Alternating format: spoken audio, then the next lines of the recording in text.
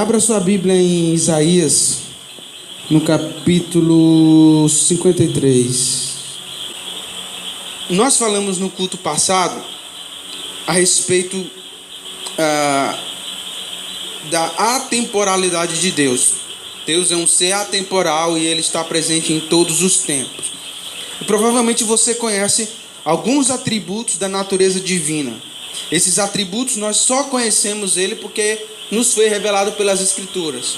Se a Escritura não tivesse revelado esses atributos, nós não conheceríamos esses atributos, até porque esses atributos eles vão além da nossa compreensão. Um atributo que nós falamos no domingo passado é que Deus é atemporal. O que é atemporal? É sem tempo. Não existe tempo para Deus, Ele está fora do tempo. Existem 3 atributos que as pessoas conhecem e elas falam muito, que é a onipresença de Deus. Deus está presente em todos os lugares ao mesmo tempo. A onipotência de Deus. Deus tem todo o poder.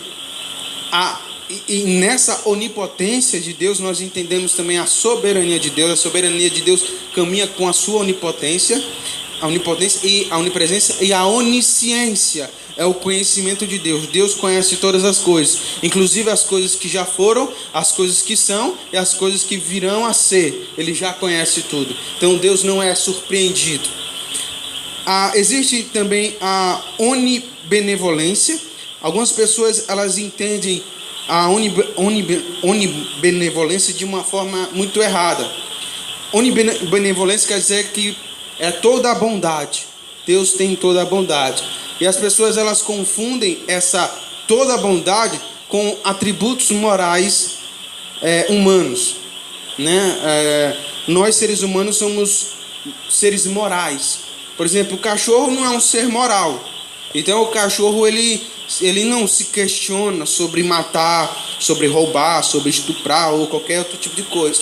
Outros animais também não questionam porque não possuem uma consciência moral. Mas nós, seres humanos, somos seres morais, nós questionamos. Mas a moralidade do homem, ela pode ser também, existe na filosofia a moralidade objetiva e a moralidade subjetiva. Moralidade objetiva é aquela moralidade que todo ser humano tem. E a subjetiva é aquela que as pessoas gostam de...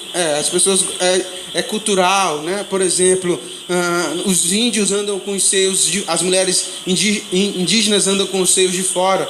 Na nossa cultura isso é imoral.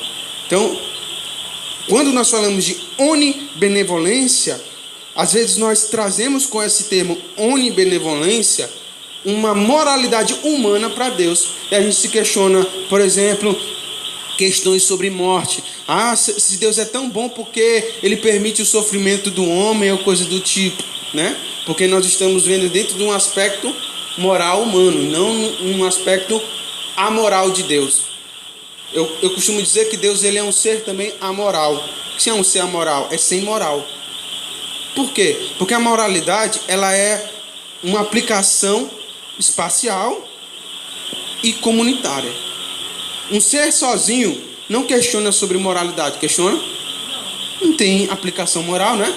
A partir do momento que eu me relaciono com alguém, é que a minha moralidade vai existir. Estar nu, bater, ofender, xingar, qualquer coisa do tipo, vai interagir na nossa relação e isso torna uma questão moral. Deus existe antes do nada. Sendo assim, Ele não é um ser moral. Ele é amoral. Na verdade, Ele é o criador da moralidade. Quando Ele nos traz os mandamentos, que é um princípio moral, Ele está nos dando uma moralidade. E a moralidade que Deus nos dá, Jesus resumiu em 2. Amar a Deus sobre todas as coisas e amar o próximo como a ti mesmo. Ok? Por que eu estou falando isso, irmãos? Porque para você entender o que nós vamos falar hoje à noite, você precisa ter uma leve compreensão sobre essas coisas.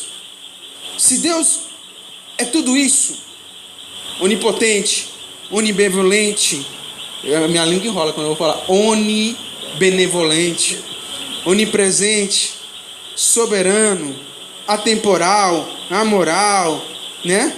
Todas essas coisas. Logo, na natureza divina, não existe condições de existir sofrimento. Pastor, mas eu já vi na Bíblia que Deus ficou triste. Toda vez que você lê na Bíblia algo relacionado ao sentimento divino, na teologia nós chamamos isso de figura de linguagem. O que é uma figura de linguagem? É algo que nós estamos ilustrando para uma compreensão humana.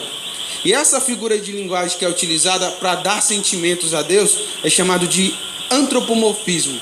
É aplicar o sentimento humano a Deus. O Espírito age com ciúmes, nós já vimos isso.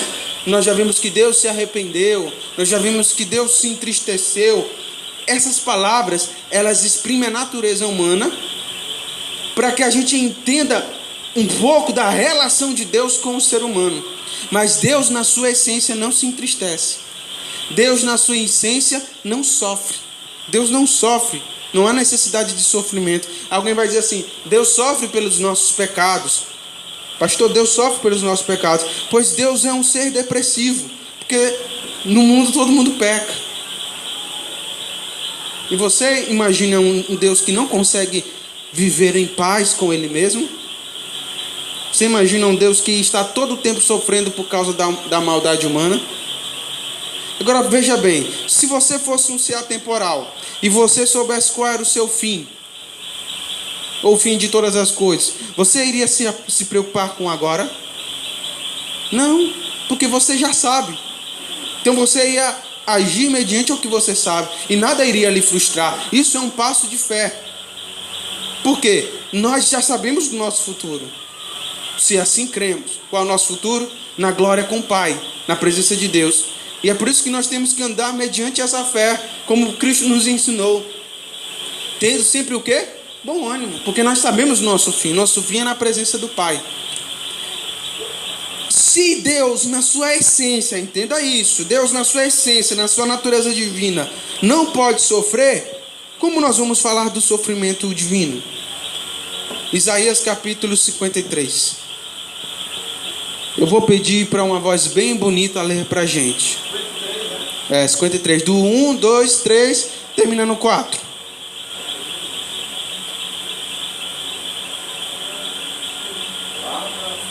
O mundo despreza o certo. Ora, quem creu em nossa pregação, e a quem foi revelado o braço de Aé. Ele cresceu diante dele como um broto tenro e como a raiz saída de uma terra árida e estéril. Ele não aparentava qualquer formosura ou majestade que pudesse atrair aos seres humanos. Nada havia em seu aspecto físico que pudesse nos ser cativado. Pelo contrário, foi desprezado e rejeitado pelos homens. Viveu como homem de dores. Experienciou todo o sofrimento. Caminhou como alguém de quem os seus semelhantes escondem dor. Foi menosprezado e nós não damos à sua pessoa importância alguma. E, no entanto, suas dores eram as nossas próprias enfermidades que ele carregava em seu ser. Sobre seu corpo levou todas as nossas doenças. Contudo, nós nos julgamos culpados e castigados por Deus. Pela mão de Deus, ferido e torturado. Mas, de fato, ele foi transpassado por causa das nossas próprias culpas e transgressões. Foi esmagado por conta das nossas iniquidades. O castigo que nos propiciou, a paz caiu sobre ele, e mediante suas feridas fomos curados.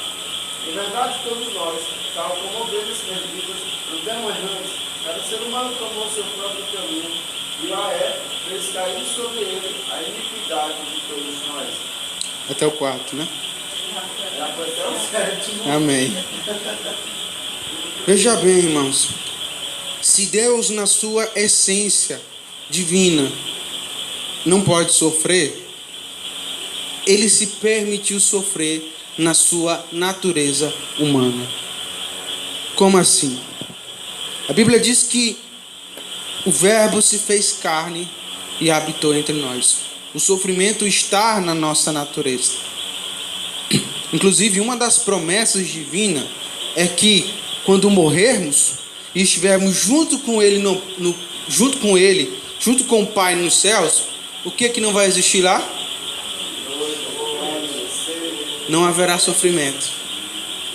Porque nós estaremos perto da essência divina. E é impossível alguém sofrer perto dessa essência, porque não há sofrimento em Deus. Deus não sofre. Mas aí que está a beleza do amor de Deus. Por amor aos homens, e não só aos homens, irmãos, por amor ao cosmo, diz lá em João 3,16, porque ele amou o mundo e não ao homem, ele amou a sua criação. Cosmo, a palavra lá no grego, cosmo quer dizer universo. Ele amou toda a sua criação, que deu seu filho por ela, por toda a criação. Então Jesus, quando veio a carne, quando habitou entre nós, ele sendo Deus, se esvaziou da natureza divina, porque se Jesus como Deus estivesse cheio da sua glória, ele também não iria sofrer. Mas ele teve que se esvaziar de si mesmo, diz a Escritura, o apóstolo Paulo fala sobre isso. E quando ele se esvaziou, ele assumiu não só um corpo humano, mas ele assumiu uma personalidade humana. Em vários textos da Bíblia, quando você lê, e isso é até uma questão de debate no meio da teologia, você vê que Jesus, em alguns momentos, ele fala coisas que parecem contradizer contra a sua própria natureza. Por exemplo, ele diz: eu não sei, essas coisas só o Pai sabe, não compete a mim saber, eu não sei o que acontece amanhã. Em outro momento ele ora a Deus pedindo para que a vontade dele se opusesse à vontade do Pai. Quando ele ora: Pai, aparta de mim este cálice. Aí depois ele volta atrás e diz: não seja feita a minha vontade, mas a tua vontade. Ou seja, no início a vontade dele estava se opondo à vontade do Pai. Como pode? Em outros textos você vai ver também, quando aquele homem chega para ele e diz: bom mestre, ele diz: por que me chamas de bom? Bom é o Pai que está no céu. Não compete a mim saber, tal. Existem muitas coisas que parecem contradizer a sua natureza divina. E por quê? Porque em todo momento nas Escrituras, você não vê Jesus falando como Deus. Você vê Jesus sempre falando como o quê? Como homem. Ele não fala como Deus, ele fala como homem. E quando ele fala a respeito de Deus, ele diz: não falo a respeito de quê? De mim mesmo, mas falo a respeito de quem? Do Pai. E em nenhum momento ele diz: eu vou falar agora porque eu sou Deus. Ele diz: não falo a respeito de mim, mas falo a respeito do Pai.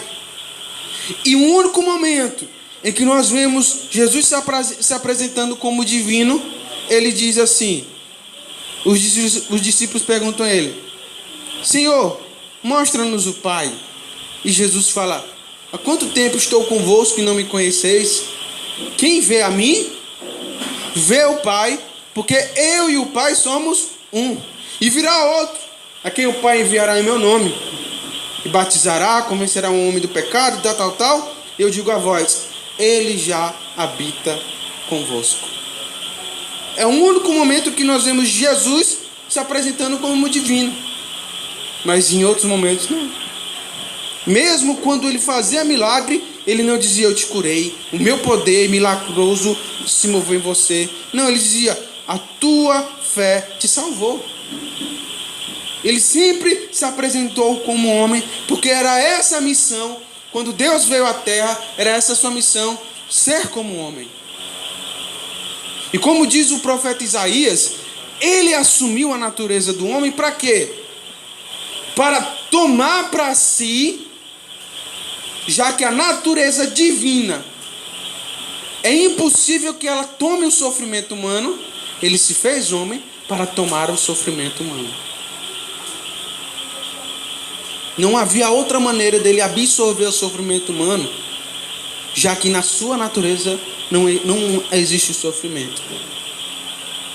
E aí, quando ele esteve entre nós, ele começou a sentir dores humanas. Uma das dores foi a morte do seu amigo. A Bíblia diz que quando Jesus soube da morte do seu amigo Lázaro, Jesus fez o quê? Chorou. Quem é que não chora pela perda de alguém? E Jesus chorou. Mas espera aí, Jesus não é um ser eterno? Atemporal? Por que ele chorou? Porque ele estava na carne e ele começou a sentir saudades. Jesus, quando recebeu os seus discípulos, a Bíblia diz que quando ele se encontrou com Judas, o corpo dele fez o quê? Estremeceu. Porque ele já tinha ali um presságio do que Judas iria fazer. E esse estremecer, a gente pode encarar como medo, como ansiedade, ou como qualquer outro tipo de coisa. E no decorrer da vida de Jesus, uma das coisas que Jesus teve, que ele passou e que nós passamos na nossa vida, foi as decepções. Pedro, seus discípulos e o próprio Judas. Jesus foi traído pelos seus, ele não foi traído pelos de fora.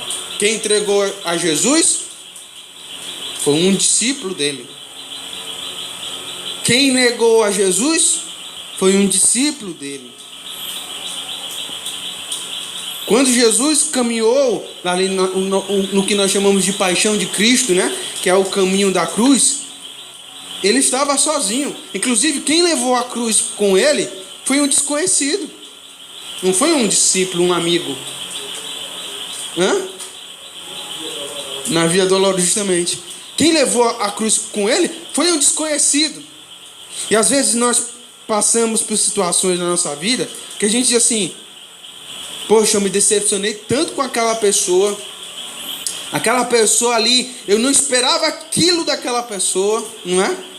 É a frase que a gente mais escuta. Eu esperava isso de todo mundo, menos daquela pessoa.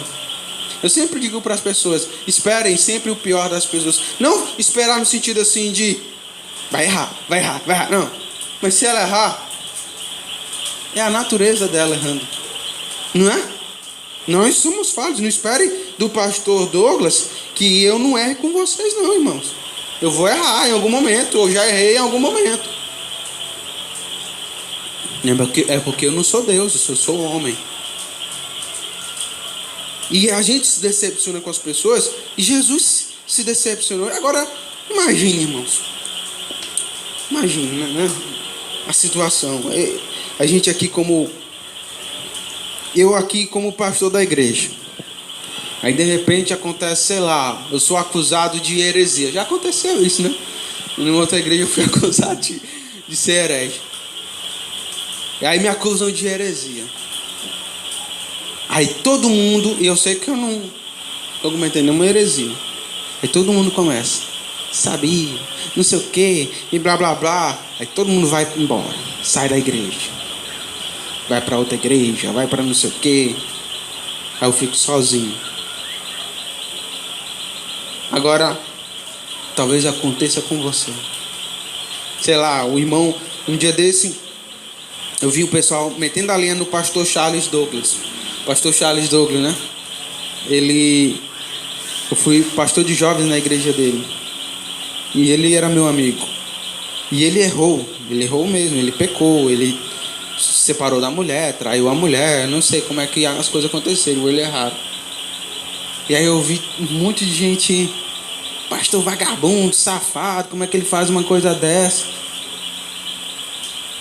E aí eu fiquei: poxa vida, gente, eu acho que as pessoas elas não entra na cabeça delas o que é o evangelho. Eu acho que elas não absorvem o que é o evangelho, porque elas não entenderam ainda. De uma certa forma, alguns pastores têm culpa nisso, porque querem se mostrar como bam, fortão e tal, impecável, não sei o quê. Aí quando erra, a raiva das pessoas taca a pedra. Mas, irmãos, não se trata de homem, se trata de Deus. E todo homem é falho, todo homem erra, todo homem peca. E aí as pessoas abandonam aquele homem, né? E a vida de um pastor não é nada fácil. O pastor dedica a vida dele todinha no ministério. Ele passou a vida dele todinha acertando. Aí comete um erro, ele perde tudo. Ele fica na sarjeta. Perde o emprego, porque errou, perde o emprego. Emprego de pastor. Aí vai para fora, fica na sarjeta, passando fome, necessidade. Aí algumas pessoas dizem assim: isso aí é a mão de Deus pesando sobre a vida dele. Meu irmão, pois a mão de Deus está demorando a pesar na vida de muita gente, hein? Não, irmão, é a nossa maldade mesmo. Eu costumo dizer, uma vez eu fiz um estudo lá com as meninas, e eu disse, né, lá na casa da irmã Eunice, eu disse que o inferno que as pessoas pintam, ela é muito mais um reflexo da alma humana do que realmente o que as escrituras falam a respeito do inferno. É muito mais as pessoas externando a sua maldade. Inclusive, nos séculos passados, eles queimavam os hereges. E não pense assim, os católicos. Não, os evangélicos queimavam os hereges. As caças bruxas nos Estados Unidos e na Inglaterra não foi feito pelos católicos, não. Foi feito pelos evangélicos. Quem enforcava negro lá nos Estados Unidos eram as igrejas evangélicas. Porque a religiosidade é isso. E aí as pessoas queimavam essas mulheres, essas bruxas, porque o destino delas era o inferno. Então já queriam que elas entrassem no inferno com a dor da qual elas iriam sentir no inferno. Olha a mentalidade de um cristão desse. E quando Jesus foi abandonado, irmãos, ele sentiu a dor. A dor de ter sido traído. Eu não sei se você já foi traído ou já foi traída por um amigo, por um namorado, uma namorada, uma esposa, sei lá, por um pai, por uma mãe, por um tio, por uma prima. Mas dizem que é uma das piores dores. Eu já fui. Eu tive uma bendita namorada que ela me traiu. Foi a primeira menina que eu me apaixonei. Meu amigo, eu sofri, meu amigo. Eu chorava que a boca tremia. Meu Deus! A decepção, sabe por quê? Porque você confia na pessoa, você constrói algo com aquela pessoa e a traição destrói tudo aquilo. Jesus estava construindo um reino, uma missão, e ver os seus discípulos o abandonando era uma dor que quem já passou sabe o que é. Às vezes dizem que é pior que um tapa. Você está entendendo? Não é à toa que lá no jardim Jesus chorou sangue. A Larissa, que é psicóloga, sabe que existe estágios de depressão que a pessoa chega a chorar ou a suar sangue, a sair sangue do seu corpo. Porque o nosso emocional está extremamente ligado com o nosso corpo. E se emocionalmente nós sofremos, o nosso corpo sofre. Assim também, se o nosso corpo sofre, emocionalmente nós sofremos. Porque estão ligados. E quando Jesus chorou sangue, significava que ele estava tão aflito que o seu corpo sentiu. E ali ele sofreu também uma das piores dores, a traição e a quebra do orgulho, irmãos. Porque ele foi colocado, todo mundo sabia que ele se apresentava como sendo filho de Deus, como as suas atitudes como Messias da profecia.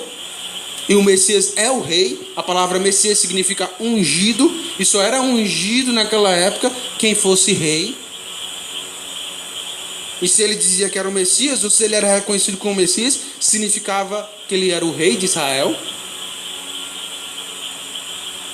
E aí, você vê um rei sendo cuspido, sendo humilhado, sendo confrontado. Não tem coisa pior do que mexer com o orgulho de alguém. Não, tu não disse que tu era bambambam? E aí, cadê? Ou até com a tua fé. E aí, cadê o teu Deus? Que não te livra dessa. Sou maior que o teu Deus, tá? Eu tô te humilhando. E ele passou por isso. Ele teve que ver a religião o condenando. Ele teve que ver homens pecadores. Ele teve que ver as pessoas escolhendo Barrabás ao invés dele. O povo que ele estava ali amando estava se voltando contra ele. E não só se voltando contra ele, desejando o quê? A sua morte.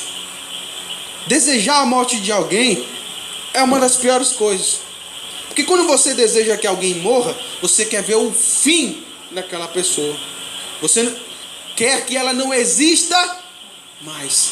Se você quer ver alguém sofrendo, ainda há um pouco de, entre aspas, né?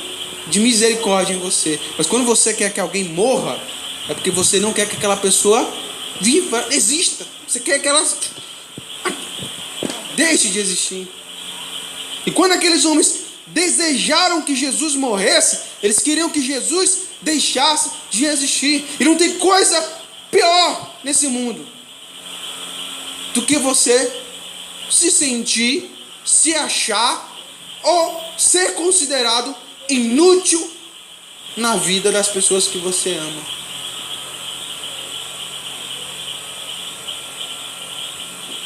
É como se você não estivesse ali e ninguém desse importância para você.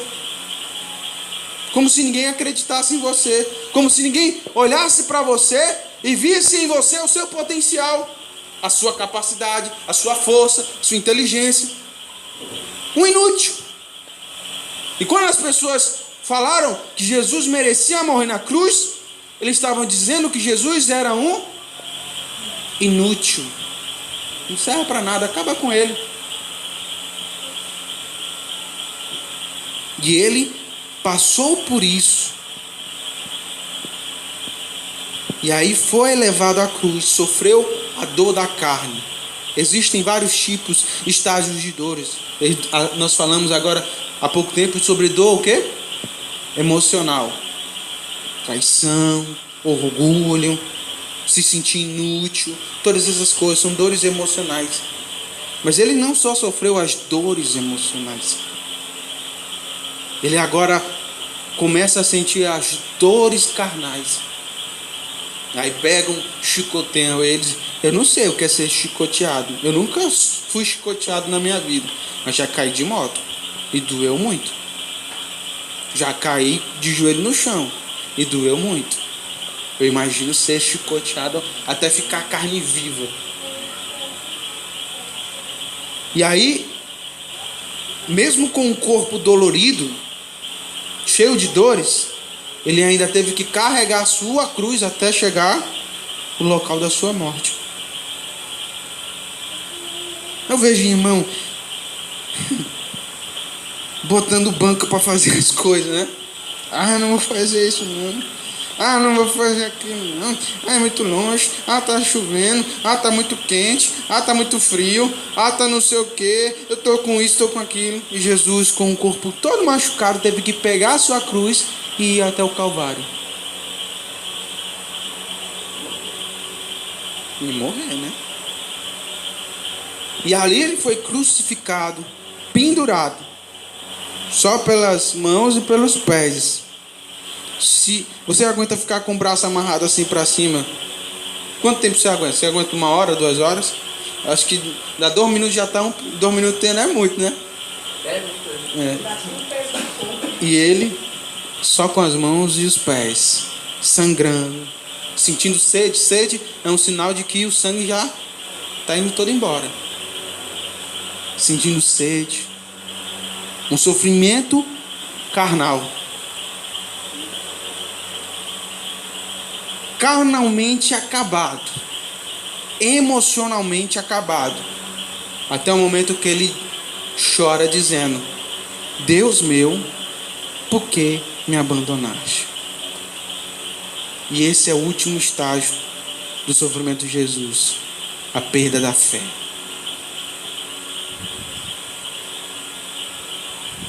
Tudo isso Jesus passou. E esse é o sofrimento de Deus.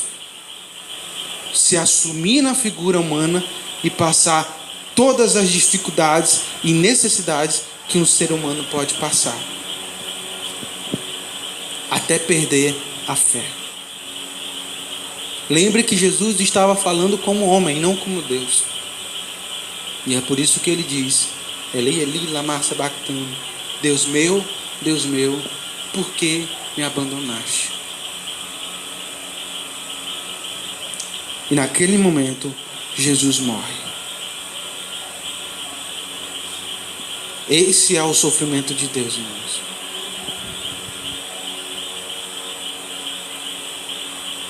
E tudo isso ele sofreu, como nós acabamos de ler, para que ele tomasse sobre si as nossas dores, as nossas transgressões, as nossas preocupações, as nossas maldições. O castigo que nos traz a paz está sobre ele, e pelas suas feridas nós somos sarados. Deus sofreu, Jesus sofreu com um propósito. Ele não sofreu porque ele queria saber como é. Não, vou lá, eu sofrer para me saber como é que é isso. Ele sofreu com um propósito: para anular na sua carne, no seu corpo, no seu sacrifício, todas as dores. Jesus sofreu para anular, porque Deus sofre. Nós falamos se Deus sofre. Deus na sua essência não sofre. Por que Deus na sua essência não sofre? Porque nele não existe pecado. A Bíblia diz que o fruto do pecado é o quê? A morte. E a morte, ela é o sofrimento. Jesus veio à terra perfeito, homem, sem mácula, sem mancha, um cordeiro perfeito, sem pecado, sem transgressão, e sofreu todos os sofrimentos do pecado. Nós temos aí uma ilegalidade. Algo ilegal aconteceu. E ele achou, fazendo isso, nesse ato dele, ele anulou o efeito do pecado no corpo dele. E é por isso que Jesus foi ressuscitado. O texto diz que Jesus ressuscitou? Não. No original diz que ele fez o quê? Ele foi ressuscitado. O Pai o ressuscitou. O Espírito o ressuscitou. E ele foi ressuscitado justamente porque se na vida da carne, no sofrimento da carne, no pecado que ele não tinha, ele padeceu, na nova vida ele não iria mais padecer. O sofrimento não irá mais o quê? Lhe alcançar. O sofrimento não irá mais lhe tocar. O mal não podia mais corromper o seu corpo. Foi anulado no seu próprio sacrifício. Paulo disse que ele foi o primeiro de quê? De muitos. Ele foi o primeiro ressuscitado para que nós fôssemos com ele ressuscitados.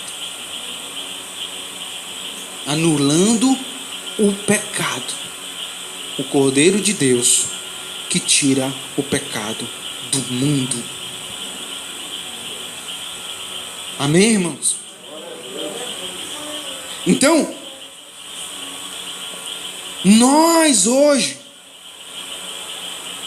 que vivemos pela fé, mas não uma fé de meia boca, não uma fé de historinha, uma fé que nos move com certeza e com glória. Nós depositamos em Jesus o nosso sofrimento. Nós depositamos em Jesus as nossas dores, lançando sobre ele o mal que há sobre nós, para que com ele esse mal morra. E com ele nós ressuscitemos para uma nova vida, como diz o apóstolo Paulo. Irmãos, Se pela fé nós entendemos isso, e isso é o verdadeiro aceitar a Jesus. As pessoas dizem assim: você quer aceitar Jesus? Quero. Então você vai vir para a igreja e blá blá blá, tua vida e tal, você vai tal, como batismo, como ceia, não sei o que, blá blá blá blá blá. E as pessoas pensam que aceitar Jesus é levantar a mão e vir para frente, botar a mão no coração e orar. Se não aceitar Jesus, irmão, isso é um ritual. A palavra de Deus mesmo diz. Nem todo mundo nem todo mundo que diz Senhor, Senhor, entrará no reino dos céus.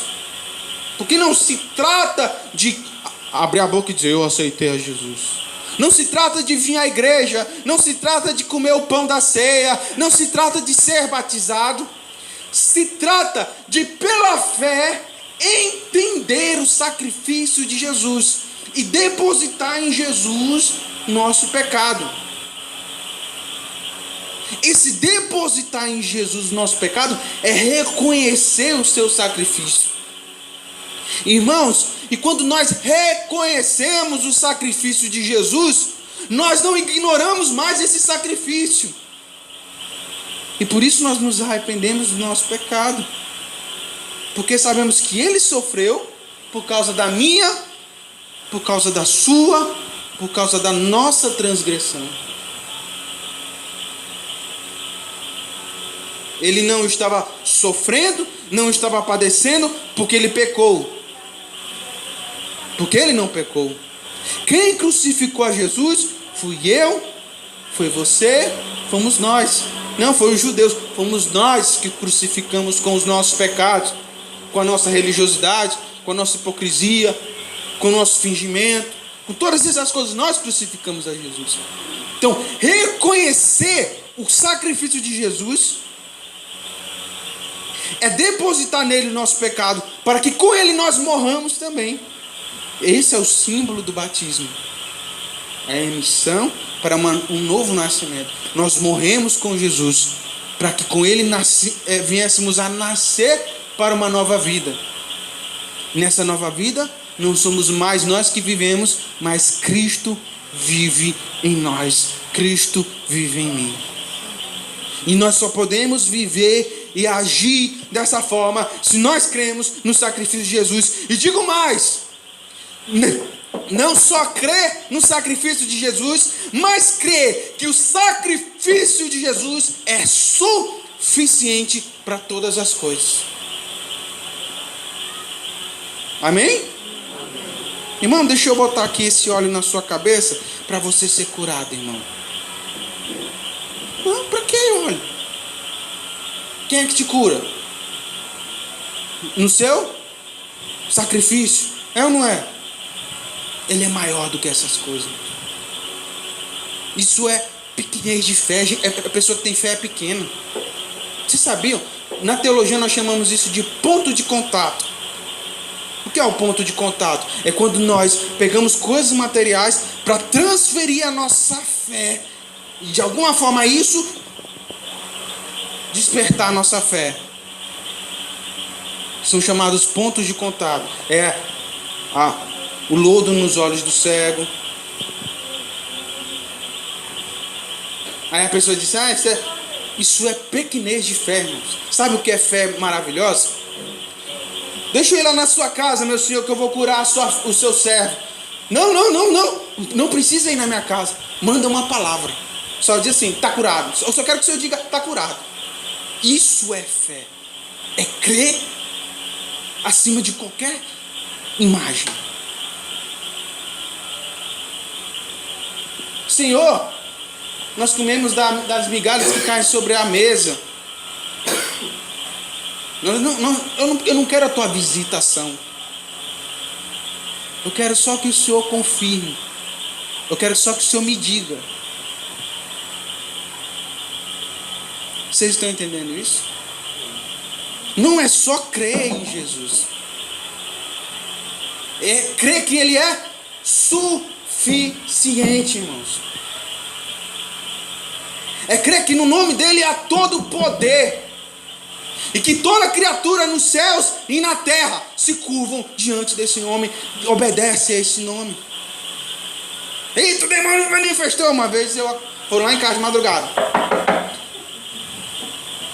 Aí eu acordei naquela animação, né? Eu morava sozinho, aí eu, pastor, irmã, o que você está fazendo nessa hora? Pastor, lá perto de casa manifestou um demônio, pastor. Vai lá expulsar. Tá bom, irmão. Deu vontade de dizer assim, pode ir lá que o demônio saiu. Eu, tá bom, irmão, eu vou. Cheguei lá, a menina estava amarrada na cadeira, literalmente amarrada com corda. E os irmãos, não vou dizer qual era a igreja, tudo em volta da cadeira, louvando lá com o cantor cristão, ou harpa cristã, não sei o que era. Aleluia, aleluia, aleluia. Aí eu olho pro chão, irmão, um monte de Bíblia rasgada. Dizem, né, fizeram até sacrifício de Bíblia, que foi. O pastor chegou lá, botou a Bíblia em cima da cabeça do demônio, o demônio rasgou a Bíblia na frente dele. A Bíblia não é sagrada? Olha a ignorância teológica de uma pessoa. Botando a fé no papel. Eu vou botar a Bíblia na tua cabeça, o demônio não vai aguentar, vai no papel. E eu muito estressado, irmão. Porque às vezes eu sou estressado, né? Aí vindo aquele acordei de madrugada. Aí eu cheguei e disse assim, botei a mão na cabeça e em nome de Jesus, sai. Ei, minha senhora. Ela abriu, era mais jovem na verdade. Abriu o olho. Aí os irmãos, nossa, esse pastor é cheio da unção. Esse pastor tem me convidado até para pregar na igreja dele no dia seguinte, no outro domingo. Não é cheio da unção. É que eu creio no nome de Jesus. Se eu não cresce no nome de Jesus, eu não teria saído como um doido para morar lá no Lisboa, abaixo da égua. Ela foi lá na minha casa. Ela viu onde eu morava. Ela conheceu lá a Matias Alinha.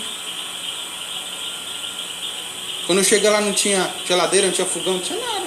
Eu passei uma semana comendo bolacha com água e sal. Magro. Só os ossos.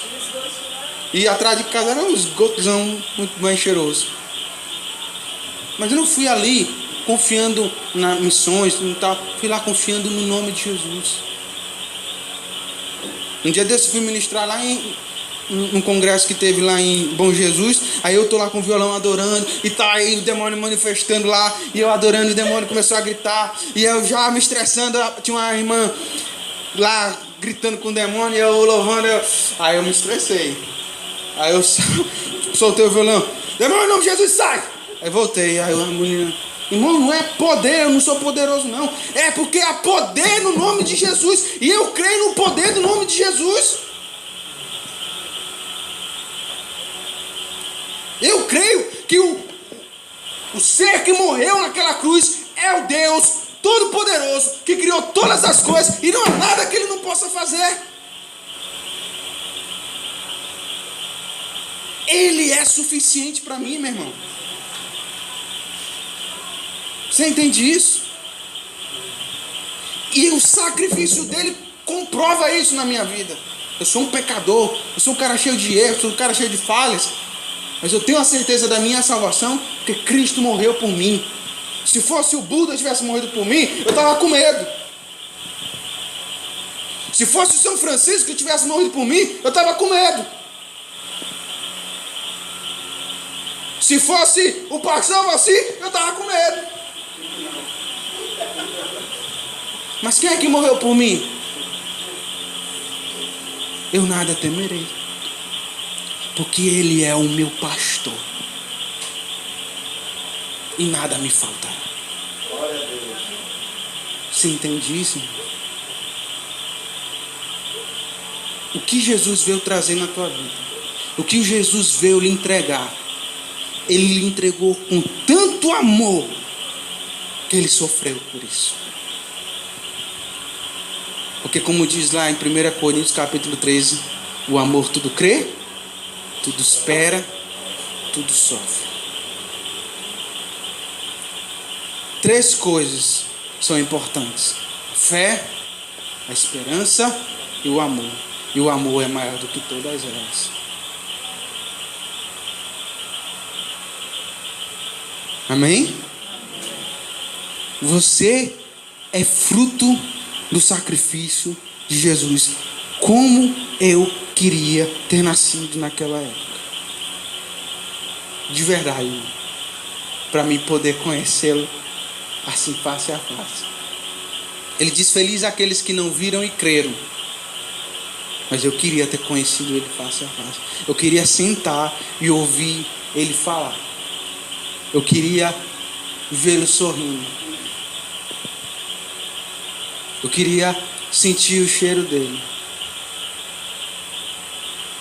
Eu sou muito grato, irmãos, pelo sacrifício de Jesus por mim. Eu sei que um dia eu vou estar com ele e vou vê-lo. E eu vou querer dar um abraço nele. E eu vou dizer assim: muito obrigado, Pai. Vamos ficar de pé.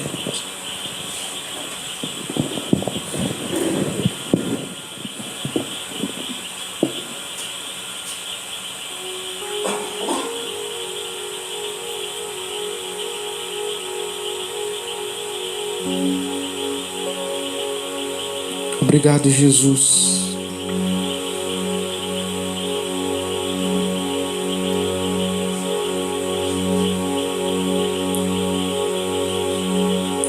Pelo teu sacrifício.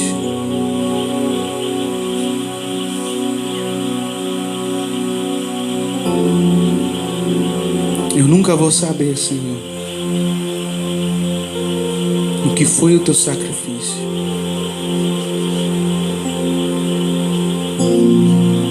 Mas eu posso imaginar, Senhor, aquela mulher que estava traindo seu marido, sendo arrastada,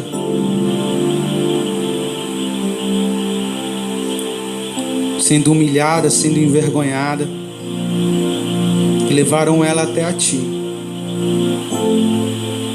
O Senhor olhou para aquela mulher. O Senhor se compadeceu dela, Pai.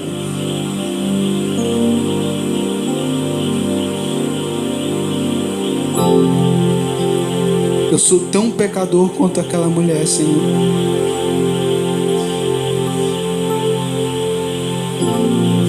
Eu queria ter tido a oportunidade que ela teve de te ver e de ouvir a tua voz, Pai. Como eu queria ouvir a tua voz, Senhor. Saber se ela é rouca, se ela é grave. Eu imagino como uma doce voz. Eu imagino o teu sorriso, Deus, dizendo àquela mulher: eu não te condeno, eu te perdoo. Como eu queria ser ela, Pai. Como eu queria te ouvir, Senhor, mais do que qualquer riqueza nesse mundo. Mais do que qualquer ouro, Pai. Porque de uma coisa eu sei, Deus, eu sou tão pecador quanto ela. Mas eu não tive a graça de te conhecer face a face.